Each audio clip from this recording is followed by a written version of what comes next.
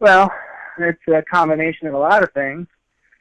There's a lot of chassis tuning. We have to adjust the frame rails have adjustments, so we've had to go through some of that. And we've had to do some different configuration with the tire pressure, find out what it likes at different tracks, because every track has a different grip surface, and tire pressure naturally affects the tire's grip. So that's been something we've had to mess with a lot. Wheelie bar height, and even adding weight to the front of the dragster to keep the front end down, and adding a wing as well. We've had stability problems over the course of the last 9 months or so.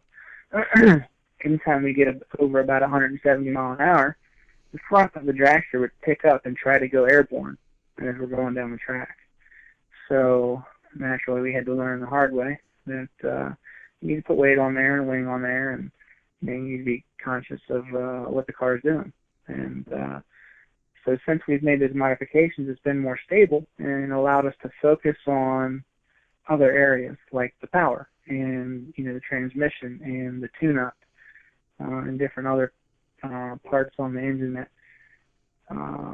make it run better in a certain part of the RPM range or off launch, or any area where there's an issue. And along that way, a few months ago we went out to industrial injection and put some bigger injectors in, put the new Cobra injectors in, and we got 2 of the XP pumps on, and that solved some issues that we were having with fuel pressure and fuel volume. Now we've got pretty much as much fuel as we can use at the moment.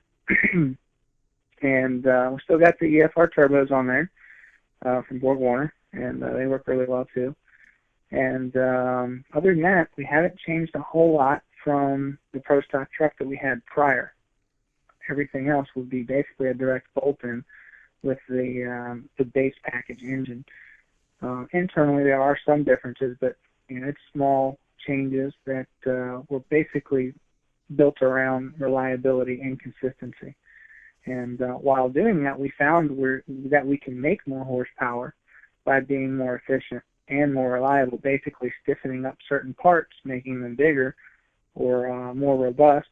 We found actually has benefits of creating more horsepower and making it reliable, which was a surprise to us. But sometimes in racing, you're making pressures at such a high rate, things move around, you lose feel and combustion pressure and things like that. So it was those were the little things that we've changed, that we found, and that we've had to modify along the way.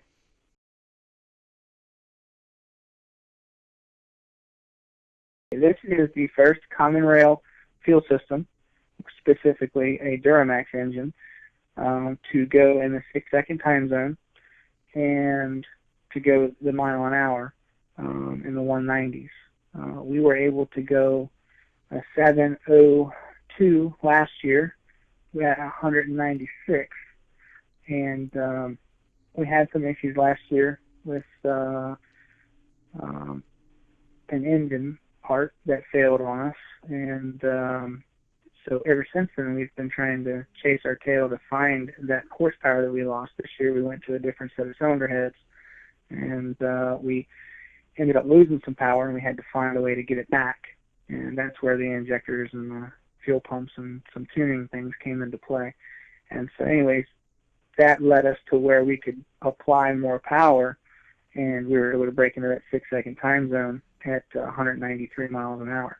And that is the first of any Duramax or any Common Rail fuel system drag race vehicle to do so.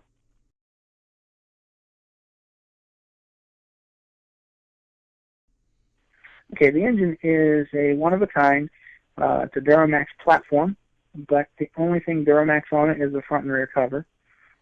Everything else is either made out of a bill of material, a better material, or a completely different design. And that includes the oil pan, the engine block, the cylinder heads, the pistons, the wrist pins,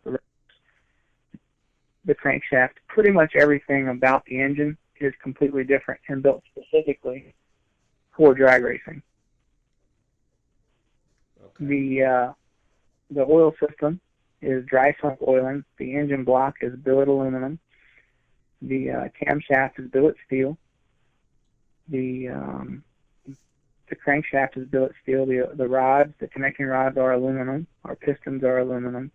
And the heads are a different variation of what most people will run. Solid billet aluminum, but they have a steel insert on the combustion face, which is supposed to keep the head from cracking.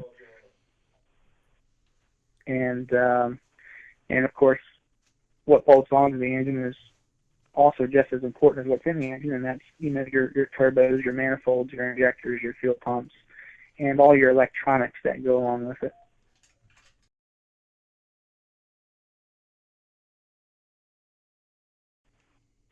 Yes, absolutely. We know that even though we ran in the 6-second time zone, we were able to review some data, review video, and we're able to find that there's way more room for improvement than what we originally realized. We're just scratching the surface on what the capabilities are. When we can get to full potential is anybody's guess, but I would hope it's going to be sooner than later. Yeah, I think 200 mile per hour is going to happen this year. I think it's going to happen relatively soon. We just have to exchange some different parts on the drive line of the on the race car, and basically the car is just making more power than what the transmission can handle at the moment. And so once we fix that issue, we'll be able to get our mile an hour back, and we'll be able to gain ET at the same time.